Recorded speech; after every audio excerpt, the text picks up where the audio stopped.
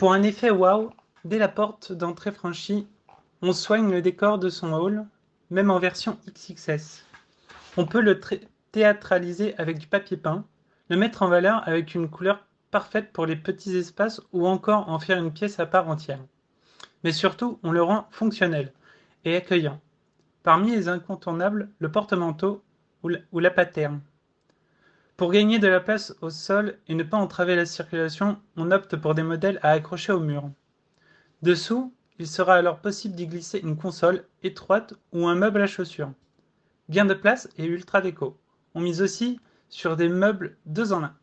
Pour un effet waouh, dès la porte d'entrée franchie, on soigne le décor de son hall, même en version XXS. On peut le théâtraliser avec du papier peint, le mettre en valeur avec une couleur parfaite pour les petits espaces ou encore en faire une pièce à part entière. Mais surtout, on le rend fonctionnel et accueillant. Parmi les incontournables, le porte-manteau ou la patère. Pour gagner de la place au sol et ne pas entraver la circulation, on opte pour des modèles à accrocher au mur. Dessous, il sera alors possible d'y glisser une console étroite ou un meuble à chaussures.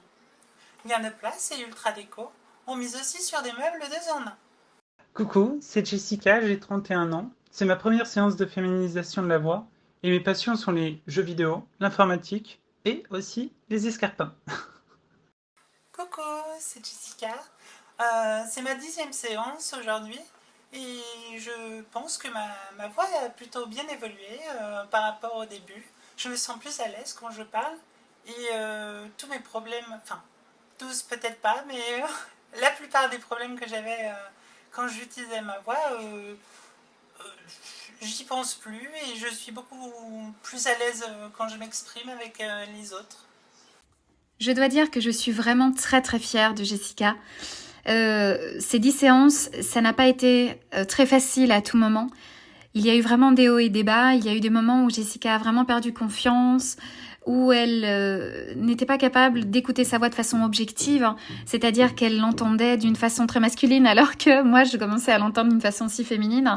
Il faut penser que le travail de la voix est un travail très émotionnel, très psychologique, très profond, qui peut effectivement vous sensibiliser à certains instants. Mais Jessica nous a bien prouvé ici, une fois de plus, que le fait de avoir confiance en soi, croire en soi, croire que tout est possible, connaître et découvrir son potentiel vocal, vous aide effectivement à arriver à un changement aussi spectaculaire comme celui-ci, comme celui de Jessica. En tout cas, bravo Jessica. Si tu as aimé cette vidéo, abonne-toi pour plus de contenu.